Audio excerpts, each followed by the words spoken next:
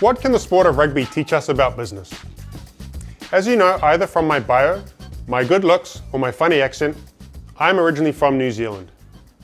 Although I have lived in North America now for many years, when I was asked to share, I wanted to reflect about something from my home country that we could use as a lens in helping us do business in North America today. Some of my attitudes and successes in business are definitely related to my upbringing and the culture of being a Kiwi. New Zealand is a country that was colonized by people who left Europe for a better life. These people, while being half crazy, were great innovators and left and sailed 6 months around the other side of the world to have a better life for their families. Born out of this, New Zealand has an amazing amount of innovation and entrepreneurship. We have an idea in New Zealand called the number 8 wire mentality. Our culture and economy is built on agriculture and farming. So we have a saying and a belief in New Zealand that we can do anything with a piece of number 8 fencing wire. So I decided to talk about something that's near and dear to my heart, which is the sport of rugby and the team from New Zealand known as the All Blacks. Many of you might have seen the haka, the traditional Maori dance performed at the start of every game. Unfortunately, this is not TikTok. I won't be performing it for you today. But there's some other interesting points about the All Blacks that you might want to hear about. Did you know, for example, that the All Blacks are considered one of the most dominant sports teams in history across all sports? They are a truly global brand. I get comments about my All Black shirt in many of the countries I visit. From Austria to Mongolia to New York, everybody stops me and says, the All Blacks, the All Blacks. The All Blacks actually have a winning record of 77% since 1903, and they have lost only 6 of the 19 countries that play international rugby.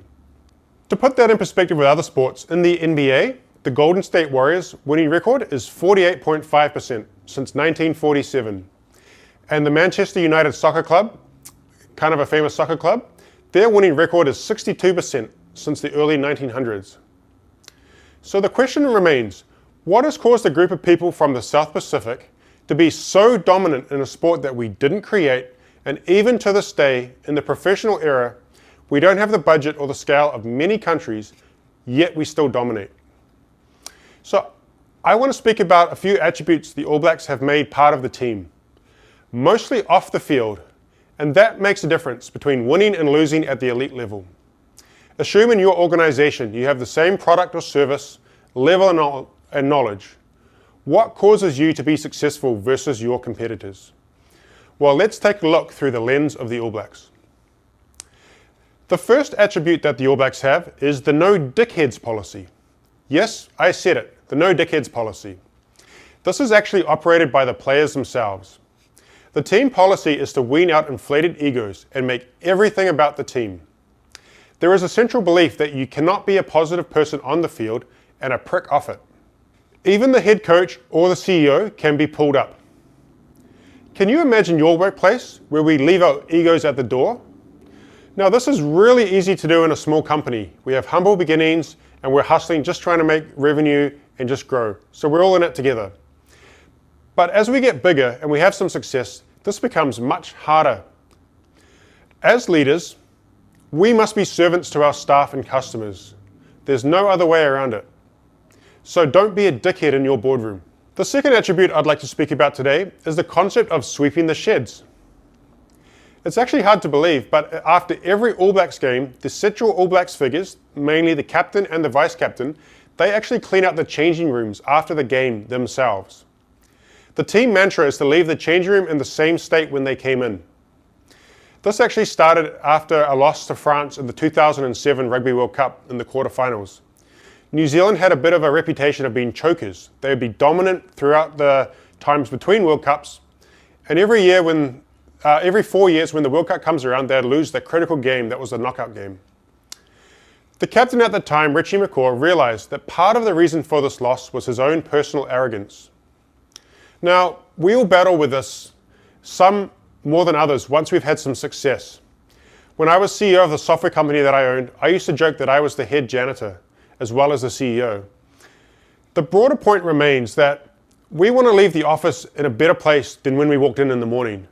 Or in COVID times, on a Zoom with our team, can you leave your team better than when you met with them first thing in the morning? Whether that's cleaning the office, or the attitude, or the environment that you're creating. The third attribute is asking questions. This is also known as interrogative culture.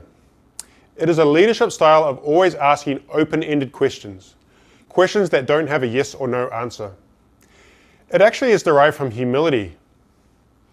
There is an old Maori proverb that goes a little something like this: Waihau kia pāti ana, hi kaha ui ti kaha, which translates to, let the questioning continue. The ability of the person is in asking questions. Questions like, how can we do this better as a team? What might happen if we do it this way? How could you do that? You can guide as a leader, but we don't need to instruct a lot. We've got to ask good questions to get descriptive answers so we can all develop self-awareness. Individuals make their own judgments set upon your own internal benchmarks. Now remember, none of us have all the answers, but asking questions challenges the status quo and helps our staff and our business associates to connect core beliefs and values, which drives a catalyst for individual improvement. The better questions we ask, the better answers we get. All of these three attributes really boil down to character. Who are you when nobody is watching? Financial, business success, and having kids only amplifies your character, both the good and the bad. I find it quite amusing. You often see business people, successful sports people, and politicians all have spectacular falls from grace. It's really easy to watch the press and the world around. We all sit back and judge and say, what were you thinking when that happens? But actually, it's a symptom of a greater problem. Who are they, or what is their character when there's no one around? The Maori culture, and in turn the All Blacks, have a thing called mana, which is a respect that people have for you based upon your character and being an upholding person. So don't be a dickhead, sweep your sheds, and remember to ask good questions. Then as through the lens of the All Blacks, you can be dominant in your field of expertise. Kia kaha, stay strong.